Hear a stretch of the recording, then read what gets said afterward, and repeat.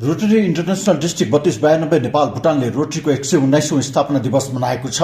स्थापना दिवसका अवसरमा 23 फेब्रुअरी शुक्रबार डिस्ट्रिक्ट लगायत विभिन्न क्लबहरूको आयोजनामा ललितपुरको पाटन दरबार स्क्वायरमा एक विशेष समारोहको आयोजना गरेर मनाएको हो। डिस्ट्रिक्टको उपत्यकामा उपलब्ध नेतृत्वको उपस्थितिमा रोटरीमा 20 वर्ष पुगेका रोटरियनहरूलाई सम्मान गरेर आफ्नो स्थापना दिवस रोटरी डिस्ट्रिक्ट इन्टरनेशनल 3292 नेपाल भुटानले ललितपुरमा मनाएको छ। देशभर नै डिस्ट्रिक्ट कमिटीदेखि विभिन्न रिजनल कमिटीहरू हुँदै विभिन्न क्लबहरूले रोटरीका रूपमा आफ्नो स्थापना दिवस मनाइरहेका छन्।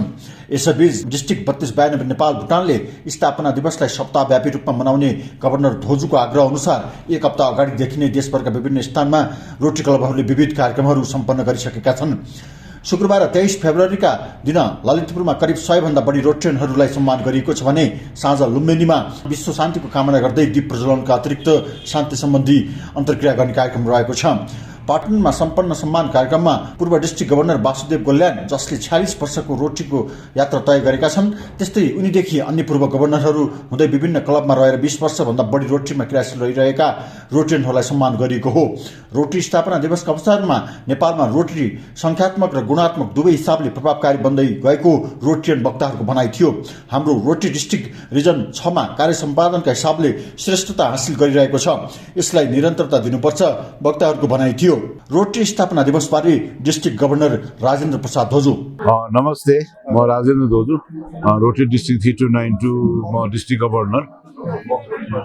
म अब आज चाहिँ हाम्रो रोटरी इन्टरनेसनलको आज चाहिँ हाम्रो बर्थडे 119 हाम्रो एनिभर्सरी डे हो र यसको उपलक्ष्यमा हाम्रो डिस्ट्रिक्ट 3292 ले यो वर्ष हामी रोटरी विकको प्रोग्राम गरिरहेका छौँ र आज 23 फेब्रुअरी हामीले 20 वर्ष कन्टिन्यू सर्भ गर्नुभएका रोटरियन मेम्बरहरूलाई हामी रिकग्नाइज गर्दैछौँ पाटन दरबार स्क्वायरभित्र र विभिन्न आज कार्यक्रमहरू भइरहेको छ र विशेष गरी आज साँझ चाहिँ हामी लुम्बिनीमा पनि शान्ति दीप जलाएर विश्वभरि शान्तिको हाम्रो सन्देश एउटा फैलाउने एउटा अभियान चलेको छ र सम्पूर्ण रोटरियन साथीहरूलाई म धेरै धेरै बधाई शुभकामना दिन चाहन्छु रोटरी डेको उपलक्ष्यमा। Thank you. रोटरी स्थापना दिवस बारे डिस्ट्रिक्ट कल्चरल अफेयर्स कमिटीका चेयर कौशल दास। म कल्चरल अफेयर्स को डिस्ट्रिक्ट चेयर यो वर्षको लागि। मेरो नाम कौशल दास र म रोटरी क्लब बालाजुको सदस्य हो, पास्ट प्रेसिडेन्ट पनि हो त्यहाँको।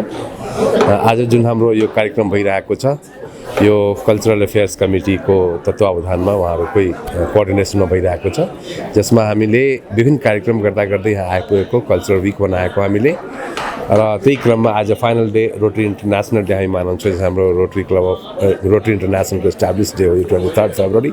त्यसमा हामीले एउटा विशेष किसिमको कार्यक्रम गर्दै आज हामी 20 वर्ष रोटरियन भइसक्नु भएका जहाँ उहाँहरूले जुन कन्टिन्यू गर्नुभएको छ 20 वर्ष हाम्रो रोटरी क्लब्समा उहाँहरूलाई हामीले रिकग्नाइज गर्ने प्रोग्राम राखेका छौँ र साथै अब उहाँलाई रिकग्नाइज गर्दै हामीले आज 119 वर्ष हाम्रो रोटरी इन्टरनेसनलको भएको छ।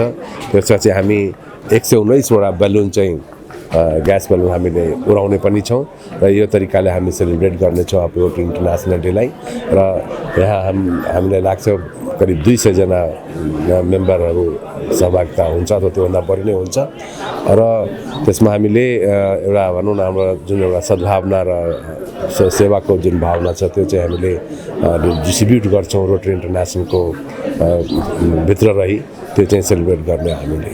अब आज हामी हेरौँ समाप्त हुँदै 2 घन्टा त लाग्छ नै, तर हामीले जति रमाइरहेछौँ र फ्युचरमा पनि यस्तो कार्यक्रम हामी गर्ने नै छौँ भनेर जस्तो लाग्दछ। धन्यवाद। रोटरी इन्टरनेसनलको स्थापना सन् 1905 मा पल हेरिसले गरेका थिए। स्वार्थभन्दा माथि सेवा भन्ने मर्मलाई आत्मसात गर्दै रोटरी इन्टरनेसनलले विश्वभरका रोटरियनलाई प्राथमिकताका साथ क्षेत्र निर्धारण गरेर स्वयंसेवी रूपमा समुदायको सामाजिक आर्थिक रूपान्तरणमा लाग्नका लागि प्रेरित गर्दै आएको छ। नेपालमा 20 वर्षभन्दा माथि रोटरी यात्रा तय गरेकाको सङ्ख्या हालसम्म 470 देखिएको छ भने नेपालमा जम्मी रोटरियनको सङ्ख्या 5800 को हाराहारीमा रहेको जनाइएको छ। नेपालमा 155 भन्दा बढी रोटरी क्लबहरू क्रियाशील रहेको जनाइएको छ।